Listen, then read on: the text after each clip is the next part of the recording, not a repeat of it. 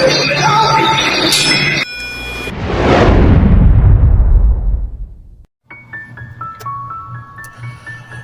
it do, ladies and gentlemen? What it is? It's the one and only TSTYLE Kennedy, the cinematic fanatic himself.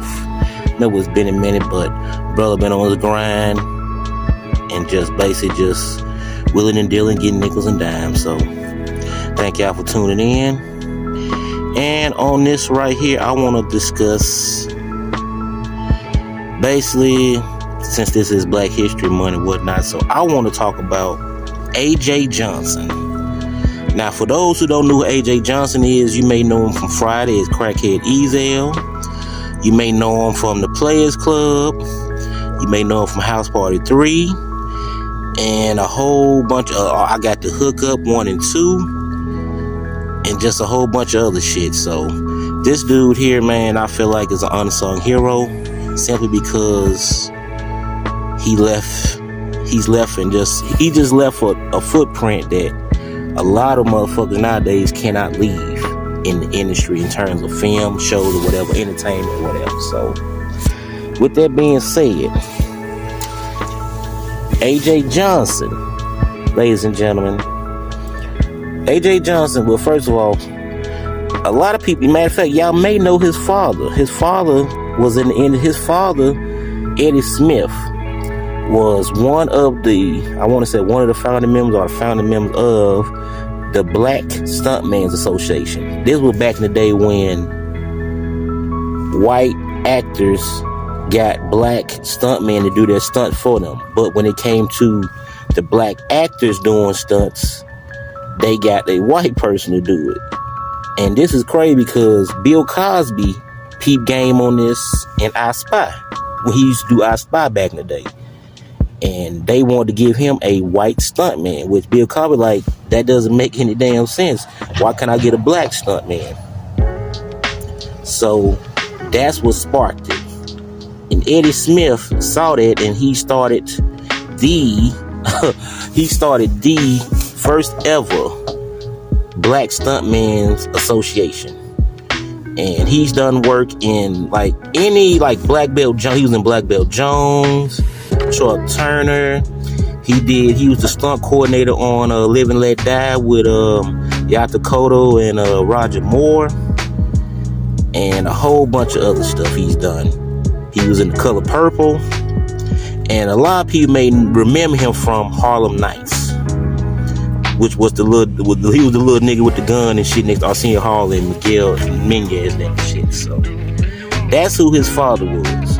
And that's how he started getting into movies and shows, because his dad used to do cast extras for like projects and films and shows like that. So that's how he got into the game. And a lot of people may not remember this, but he was in House Party. Matter of fact, he said he probably had a bigger part in House Party because of Robin Harris. Robin Harris, if y'all remember this scene right here, remember he came in the party looking for Kid, and the brother with the Jericho, he was getting on him. Follow the drip, that motherfucker.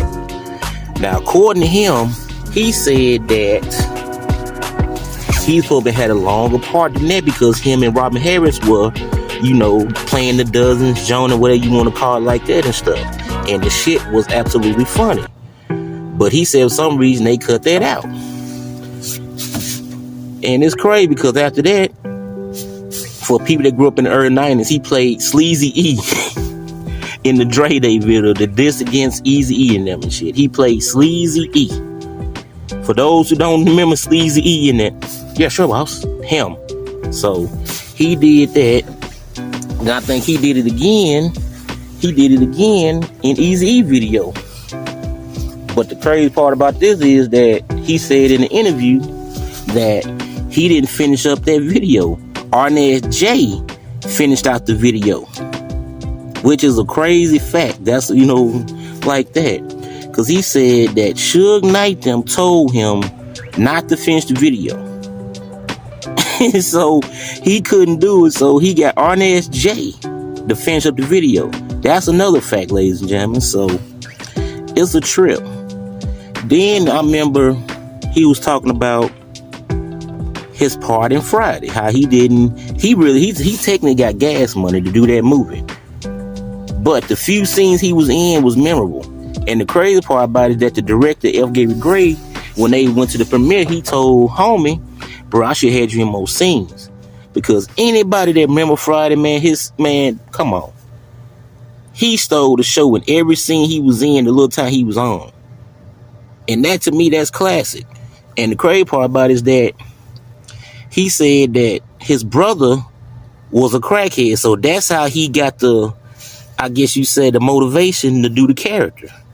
Because anybody, come on, man, anybody that watched, man, Friday, man, dude was fucking hilarious. Seriously. So then, of course, hey, I remember from House Party 3. Where he was with Freeze Love and them and shit. They were the convicts that had the catering service and shit. Like, it was phenomenal. But also, like, to me, I also remember him how to be a player. Now, to me, he stole a lot of scenes in that movie. Just, you know what I'm saying? Just because. And when I got to hook up with Master P, oh man, that was it for me. To me, that should have solidified his position right there. And the crazy part about it is, but check game on this right here. If you actually look at AJ Johnson, like his past work and stuff he done, you see where Kevin Hart and countless others have taken, now I ain't gonna say taken, that's a little bit too serious, have borrowed or sampled his comedic styles and his improv. But come on, man, cause who don't remember that shit in Players Club? Did you at least pinch the bitch? Come on, man, like, dude, man. But after that right there, man, like, and crazy part, he probably been in Next Friday too. He's probably been playing Sticky Fingers role in that. He said they cued him, met up with him and shit like that. They agreed upon in this right here. But he said that Cube had got Kirk Jones with the Sticky Fingers. I guess he did it for less money. And so when homie showed up to the set, they told him he couldn't come on the set. I like, damn, Cube doing shit like that. So it's just a crazy fact, man, that, this man here, man, with much talent he had when he was on this earth.